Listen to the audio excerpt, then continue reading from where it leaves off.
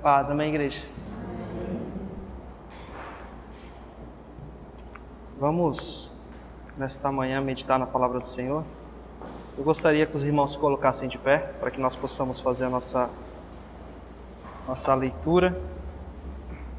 Se encontra no Evangelho de Lucas.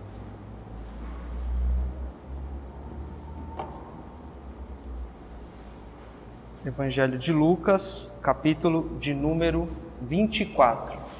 Nós vamos falar sobre uma passagem muito conhecida, os dois discípulos no caminho de Emaús.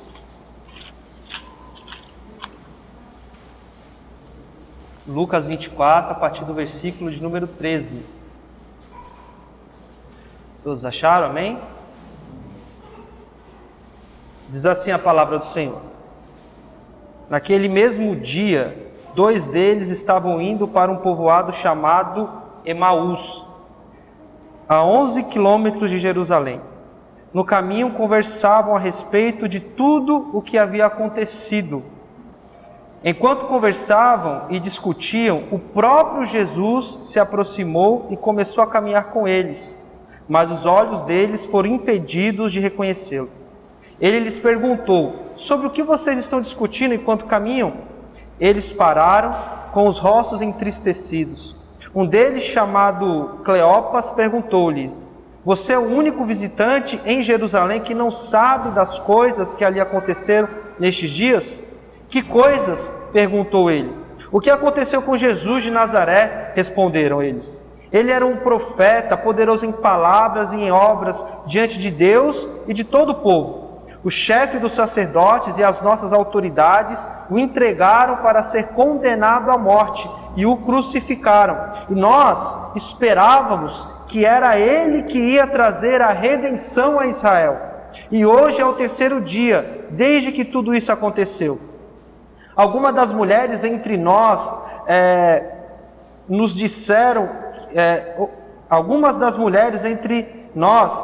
deram susto hoje. Foram de manhã bem cedo ao sepulcro e não acharam o corpo dele. Voltaram e nos contaram ter tido uma visão de anjos que disseram que ele está vivo. Alguns dos nossos companheiros foram ao sepulcro e encontraram tudo exatamente como as mulheres tinham dito, mas não o viram. Ele lhe disse: como vocês custam a entender e como demoram a crer em tudo que os profetas falaram. Não devia o Cristo sofrer estas coisas para entrar na sua glória? E começando por Moisés e todos os profetas, explicou-lhes o que constava a respeito dele em todas as Escrituras. Ao se aproximarem do povoado para o qual estava indo, Jesus fez como quem ia mais adiante. Mas eles insistiram muito com ele: fique conosco, pois a noite já vem, o dia já está quase findando. Então ele entrou para ficar com eles. E quando estava à mesa com eles, tomou o pão, deu graças, partiu e o deu a eles. Então os olhos deles foram abertos e reconheceram, e ele desapareceu da vista deles. Perguntaram-se um ao outro: não estava queimando o nosso coração enquanto ele nos falava no caminho e nos expunha as Escrituras? Amém? Até aí, irmãos. Vamos orar novamente. Feche seus olhos por um instante. Senhor, nós te agradecemos, ó Pai, por este dia. Te agradecemos pela sua graça, pelo seu amor, pela sua misericórdia. E nós, nesta manhã, ó Pai, desejamos ardentemente ouvir a tua voz através da tua santa palavra. Que o Senhor fale conosco, que o Senhor abra o nosso entendimento, que o Senhor venha, através da tua palavra, frutificar o teu poder e os frutos do teu Espírito em nossos corações. Que todo pensamento contrário, que tudo aquilo que venha tirar o nosso foco, nos deixar distraídos, caia por terra, e que possamos prestar exclusivamente o culto ao Senhor, e que o seu nome seja louvado e engrandecido, em nome de Jesus Cristo. Amém. Amém, irmãos. Pode se assentar, em nome de Jesus. Vamos falar um pouquinho sobre essa passagem, esses dois discípulos no caminho de Emaús, texto muito conhecido. E aqui a palavra nos fala acerca de dois homens, dois discípulos de Jesus. Dois homens, irmãos, que acompanharam todo o ministério de Cristo aqui na terra. Eram 2 discípulos. Eles viram, eles contemplaram os feitos que Jesus realizou. Esses 2 homens viram com certeza Jesus expulsando os demônios. Esses 2 homens, esses 2 discípulos, eles viram Jesus dando vista aos cegos. Eles viram Jesus curando os paralíticos. Com certeza esses homens também contemplaram o poder de Jesus sobre a natureza, quando Ele deu ordem ao vento, ordem ao mar. Eles também ficaram sabendo que Jesus andou sobre as águas. Esses homens acompanharam o ministério de Jesus. Eles viram os feitos, os milagres. Eles viram Jesus ressuscitando os mortos. Esses homens também contemplaram a multiplicação dos pães. Esses homens têm algo que realmente os encoraja a crer que Jesus verdadeiramente era o Messias. Porque afinal, eles contemplaram tudo isso. Eles viram como Jesus abraçava os excluídos. Eles viram Jesus se assentando à mesa com pecadores e com publicanos. Os excluídos Jesus abraçava. Os enfermos Jesus curava. Aqueles que eram mal vistos pela sociedade, Jesus dormia na residência desses. Esse era Jesus. E esses 2 discípulos puderam contemplar todas essas maravilhas. Puderam ver, puderam contemplar. Eles tinham algo em seu coração, que Jesus verdadeiramente era o Filho de Deus, que Jesus realmente era o Messias, era o escolhido, era o libertador de Israel, porque conforme os feitos de Jesus eram realizados, a fama dele crescia. E multidões o seguiam, multidões o oprimiam, porque Jesus cada vez mais ficava famoso e conhecido pelos seus feitos, pelos seus milagres, por tudo aquilo que ele vinha fazendo em seu ministério terreno. E isso, irmãos, foi criando cada dia mais uma expectativa no coração daqueles homens. A expectativa era que realmente nós estamos seguindo o profeta certo. Nós estamos seguindo o Messias, o ungido. É Ele que vai nos livrar do jugo de Roma. Esse realmente é o Filho de Deus. Certa vez, a palavra nos fala que Jesus perguntou aos seus discípulos: olha, quem a multidão diz que eu sou? Então alguns disseram: olha Jesus, alguns estão falando que tu és João Batista. Outros estão falando que você é Elias. Outros Jeremias. Pedro então se levantou e falou: não, tu és o Cristo, o Filho do Deus vivo. Essa era a certeza daqueles discípulos, que Jesus era o Cristo, o Filho do Deus vivo, que Jesus não era simplesmente um profeta, mais um profeta. Não, Jesus era o Cristo, Jesus era o Filho do Deus vivente, o Filho do Deus vivo, aquele que realmente veio e estabeleceria o reino de Deus aqui nessa terra. Essa era a esperança daqueles homens, essa era a expectativa desses 2 discípulos. E a palavra nos fala então que Jesus, ele cada vez mais se aproximava de Jerusalém, e quando chegou lá, ele entrou no templo, ele expulsou os cambistas, ele operou milagres em Jerusalém, ele ressuscitou Lázaro. Enfim, irmãos, os discípulos olhando tudo aquilo, falavam: nós estamos no caminho certo. Nós estamos seguindo o Cristo realmente, é Ele. Só que em Jerusalém, de forma repentina, a mesma multidão que o adorava e que o seguia, agora o crucificam. A mesma multidão que o adorava e o seguia, agora pede para que Jesus seja crucificado. E ao invés de recebê-lo e de coroá-lo como rei, Jesus é pendurado em um madeiro. E ele é morto, e ele é crucificado, e ele é cuspido, e ele é blasfemado, e Jesus agora está lá, pendurado entre o céu e a terra, morto. E é nesse momento, e é nesse cenário, e é nesse quadro que esses 2 discípulos estão inseridos. Agora, para aqueles 2 discípulos, irmãos, não há mais redentor, não há mais redenção, não há mais salvador, não há mais salvação. Jesus está morto. Jesus foi crucificado em um madeiro como um malfeitor, como um bandido. E eles agora então resolvem pegar tudo o que eles têm, E eles descem, eles vão embora, eles voltam para Emaús. O desejo deles agora é voltar para a velha vida. É voltar para o seu mundo, é voltar para a sua vidinha, para o seu mundinho. Por quê? Porque Jesus está morto. Pensávamos que Ele era o Messias, pensávamos que Ele era o Cristo, pensávamos que Ele iria nos libertar, que ia tirar Israel do jugo dos romanos, mas não, Ele foi morto, Ele foi crucificado, Ele foi blasfemado. Ele não é o Cristo, Ele é simplesmente mais um profeta. Vamos embora. Vamos voltar para a nossa vida, para a nossa velha vida, para as velhas práticas. E esses dois discípulos então, irmãos, são acometidos de uma tristeza profunda, de um medo. As suas expectativas foram frustradas. E agora eles voltam para Emaús.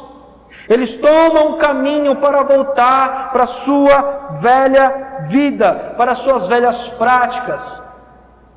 E no versículo de número 15...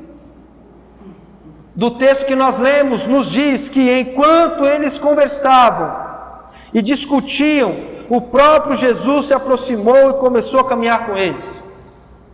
E aqui eu aprendo algo muito importante. Todo mundo aqui, em algum certo momento, já passou ou já enfrentou uma grande decepção. E é natural, eu consigo entender a decepção e a tristeza que esses dois discípulos enfrentaram. É natural, irmãos, no momento de decepção, de abatimento, você dizer: olha, eu não quero saber de mais nada, eu vou largar tudo, eu vou voltar para a minha velha vida, para as velhas práticas. Eu consigo te entender. Você quer desistir, você quer abandonar o Evangelho, porque aquilo que você pensou, aquilo que você idealizou, não se concretizou da forma que você imaginava. E por muitas vezes isso nos acomete de uma tristeza, de uma decepção muito grande. E você acha que Deus não está vendo as suas lutas, que Deus não está vendo os seus sonhos, que Deus não está olhando para você, que Deus não te conhece. Mas quando eu vejo o versículo de número 15, eu aprendo algo maravilhoso. Por mais que você queira desistir de Deus, Deus Ele não desiste de você. Por mais que você queira voltar a Emaús, as velhas práticas, voltar e pegar o caminho de volta para o mundo e viver conforme aquilo que lhe apraz, eu quero dizer para você que Jesus está contigo. Jesus, Ele não desiste de você. Aqueles dois discípulos estavam tomando o caminho para Emaús, e a palavra nos fala que Jesus se aproximou deles. E eles não conseguiram identificar que era Jesus, mas Jesus estava ali. Talvez você esteja passando um momento de forte decepção. Talvez o problema, essa decepção, talvez isso que tenha afligido a sua vida, tenha te deixado entristecido e você não consegue enxergar. Mas Deus está presente. Deus está ali, sabe por quê, irmãos? Ele é o Emanuel, o Deus conosco. Aqueles discípulos não conseguiam enxergar, mas Jesus estava ali.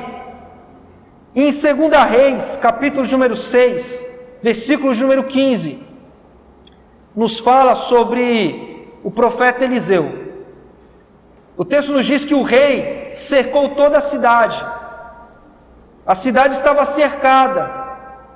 O servo do profeta Eliseu acordou e falou assim: Eliseu, nós vamos perecer, porque os nossos inimigos nos cercaram, nós vamos morrer. Eliseu então olhou para aquele servo dele, orou a Deus e disse: Senhor, abra os olhos deste meu servo, para que ele possa ver, para que ele possa enxergar que maior é o exército que está conosco.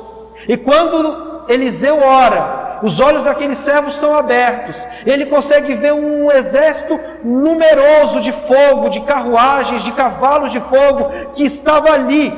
O servo não conseguia ver, porque ele estava focado nos problemas, porque ele estava focado no medo, ele estava focado em outra situação. Mas Eliseu orou, os olhos dele foram abertos e ele conseguiu enxergar aquilo que o profeta estava enxergando. Eu quero dizer para você nesta manhã: não foque no problema. O problema vai roubar de você a sua paz. O problema vai roubar a sua visão. Não foque no problema, não foque na decepção, não foque na dificuldade. Eu quero dizer para você focar em Jesus. Por mais que nada aparentemente esteja dando certo, foque em Jesus. Porque no momento certo, na hora certa, os seus olhos vão se abrir e você vai conseguir enxergar a mão de Deus sobre a sua vida. E o texto então nos fala que Jesus estava com aqueles dois homens, caminhando com eles. E no versículo número 17, há um diálogo agora entre Jesus e aqueles dois discípulos. E Jesus faz uma pergunta que chega a ser irônica, sobre o que vocês estão discutindo enquanto caminham. Em outras palavras, Jesus está perguntando, qual é a notícia que tem afligido o seu coração, o coração de vocês? Qual é a notícia que tem entristecido vocês? E aqueles dois homens então começaram a explicar para Jesus tudo o que havia acontecido. Eles disseram, olha, porventura tu não sabes, tu és o único aqui que não conhece o que aconteceu, não está sabendo da notícia que Jesus, um profeta, um homem poderoso em palavras e em obras, foi entregue às nossas autoridades e o crucificaram, e nós acreditávamos que ele iria trazer a redenção a Israel.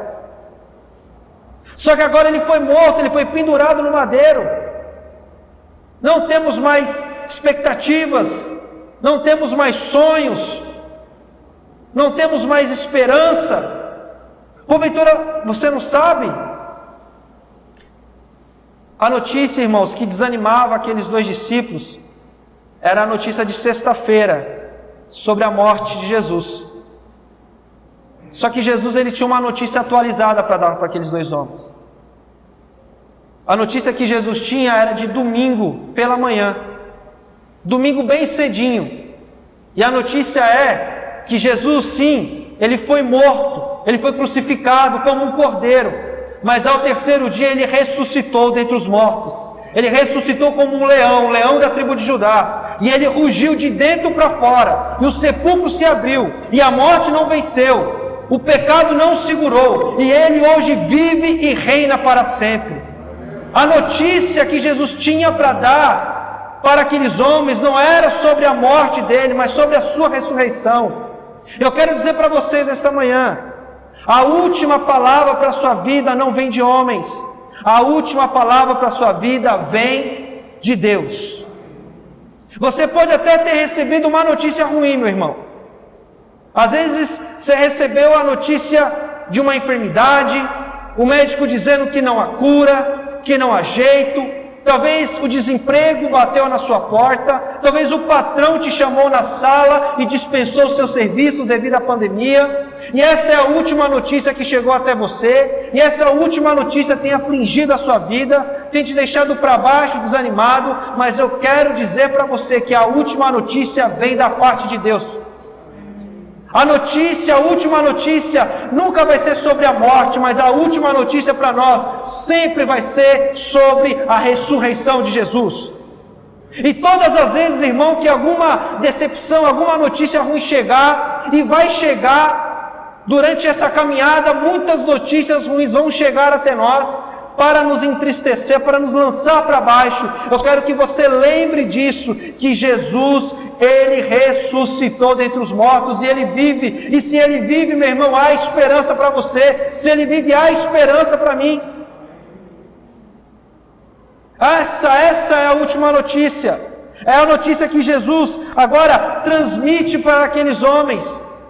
E essa é a notícia que tem que queimar em nosso coração. Porque, irmãos, se nós não cremos que Jesus ressuscitou dentre os mortos, eu quero usar aqui as mesmas palavras do apóstolo Paulo: comamos e bebamos, porque amanhã morreremos. Porque se não cremos que Jesus ressuscitou, o Evangelho não tem poder, o Evangelho não tem valia, o Evangelho serve somente para este mundo, mas nós não vivemos com os olhos fixados nas coisas terrenas. O nosso coração e o nosso desejo, e o Evangelho é poderoso para salvar o homem do lamaçal do pecado. E é por isso que nós cremos na ressurreição, porque o Evangelho é sobre a ressurreição de Jesus, é sobre aquele que veio e venceu a morte, e venceu o pecado, e morreu no nosso lugar para nos dar vida. Então todas as vezes que uma notícia ruim chegar até você. Tu pode sim até ficar desanimado, é natural do homem, mas entre no seu quarto, feche a porta e ore a Deus, que você vai ver que o Espírito Santo vai trazer alegria no seu coração e vai te lembrar: olha, meu filho, no mundo tereis aflições, mas tem de bom ânimo, eu venci o mundo, e se eu venci, você também vai vencer em nome de Jesus.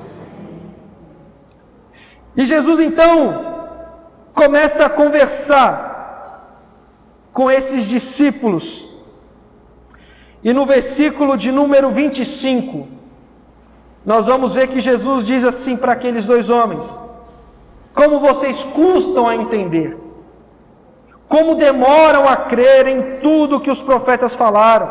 Não devia o Cristo sofrer estas coisas para entrar na sua glória? E começando por Moisés e todos os profetas, explicou-lhes o que constava a respeito dele e em todas as Escrituras. Agora Jesus começou a explicar para aqueles dois homens, começou a ensinar através das Escrituras que era necessário Cristo padecer, que era necessário acontecer tudo aquilo que aconteceu. E o que me chama a atenção, irmãos, é o versículo de número 27, que ele diz que começando por Moisés e todos os profetas, explicou-lhes o que constava a respeito dele. Dele quem? Jesus, em todas as Escrituras. E aqui nós temos que aprender algo. O Evangelho não é sobre nós, o Evangelho é sobre Ele. O Evangelho não é sobre como você vai conseguir ter o seu carro novo. O Evangelho não é sobre como você vai conquistar bens nesta terra. O Evangelho não é sobre como você vai ter uma vida feliz e próspera. O Evangelho não é sobre como você vai conseguir vencer financeiramente aqui neste mundo. O Evangelho é sobre Jesus. O Evangelho é sobre Cristo. O Evangelho é sobre Cristo e este crucificado. E o Evangelho tem sido deturpado. Nós estamos tendo uma visão muito errônea do Evangelho e das Escrituras, achando que as Escrituras falam sobre nós, fala de como nós somos bons, de como Deus nos ama, e de como nós vamos alcançar, e de como nós vamos ter. Não, irmãos, nós estamos enganados. O Evangelho não é sobre nós, o Evangelho é sobre Jesus. O Evangelho é sobre a sua morte, a sua ressurreição. O Evangelho é sobre a sua graça, sobre a sua misericórdia, sobre o seu amor incondicional, sobre os seus atributos, sobre todo o seu poderio, a sua majestade, a sua santidade. O Evangelho é sobre Jesus. O Evangelho não fala sobre mim, não fala sobre você. O Evangelho fala sobre Cristo, fala sobre o seu amor, fala sobre a sua graça, fala de como Ele se esvaziou de sua glória e veio para este mundo e morreu e padeceu em nosso lugar. E essa morte foi morte de cruz. Nós temos que entender isso nessa manhã. O Evangelho não é sobre você. O Evangelho é sobre Jesus. De Gênesis a Apocalipse, vai falar sobre Jesus. Vai falar sobre a sua graça. Vai falar sobre esse amor que nos constrange. Vai falar sobre esse cuidado. Vai falar, é tudo sobre Ele, irmãos, como disse o salmista. Não é nada sobre nós. Não é nada sobre nós.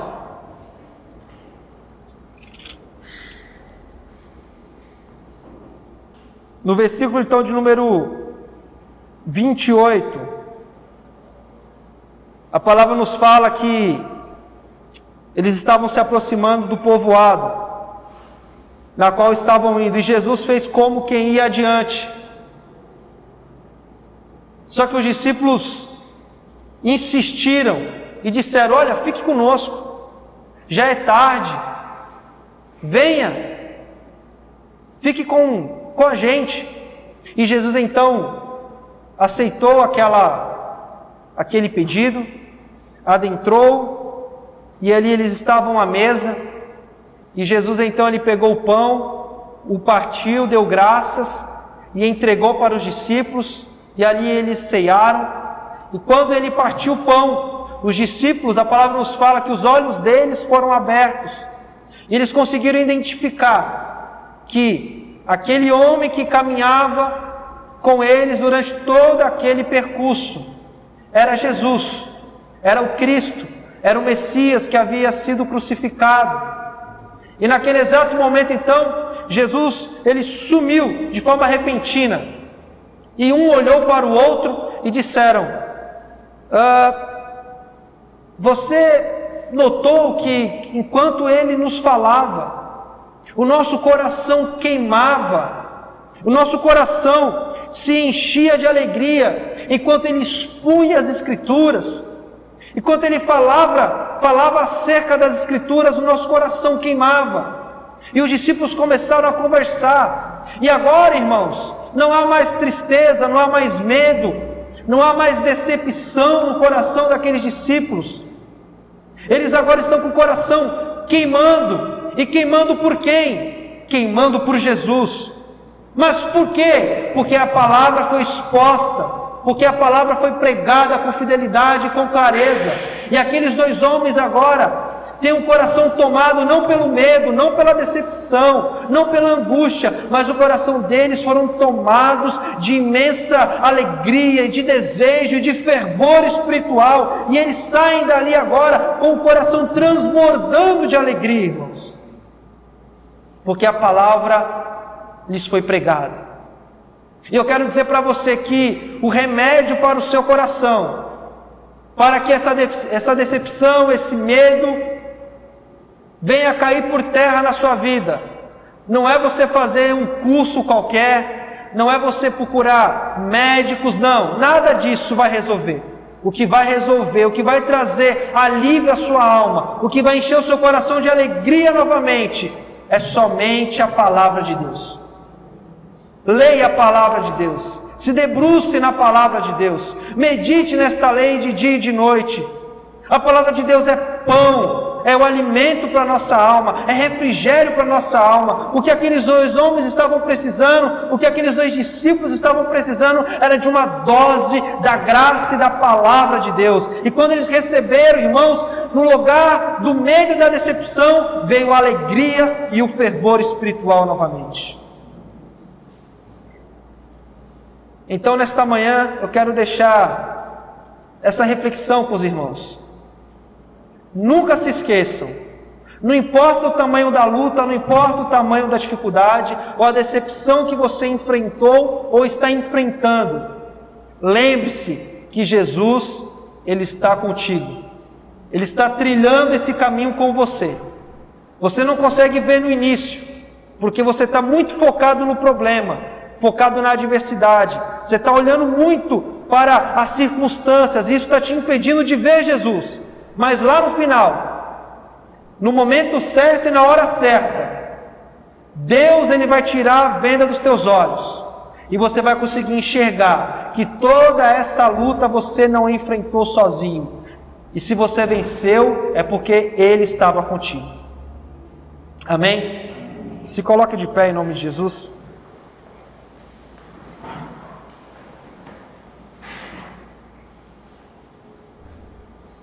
Feche seus olhos, vamos orar ao Senhor. Pai, nós te agradecemos, ó Deus, te agradecemos porque a Tua palavra é viva e eficaz. A Tua palavra é mais penetrante que qualquer outra espada de dois gumes. E a Tua palavra foi ministrada nessa manhã. E nós pedimos a Ti, Senhor, encha o nosso coração com fervor espiritual. Faça o nosso coração queimar por Ti. Faça o nosso coração queimar pela Tua presença, ó Pai. Faça o nosso coração queimar, ó Deus, para que venhamos a nos debruçar na Tua palavra. Deus, não deixe que as coisas deste mundo, não deixe, ó Pai, que todas as provações desta terra venham nos afastar da Tua presença, Senhor. Mas que o Senhor continue conosco, nos ajudando, nos auxiliando, caminhando esse caminho, ó Pai amado, que por muitas vezes terá espinhos, mas que o Senhor continue conosco, nos ajudando, nos dando força, nos auxiliando. Pai, nós pedimos a Ti em nome de Jesus. Nós pedimos, Senhor, que a Tua graça, o Teu amor e a Tua misericórdia esteja conosco. Que o Senhor não retire de nós o Teu Santo Espírito e não nos expulse da Tua presença. mas que os nossos corações venham a queimar por Ti, dia após dia, Senhor. Esse é o desejo do nosso coração, e assim nós oramos a Ti, ó Pai, em nome de Jesus Cristo. Amém, Senhor.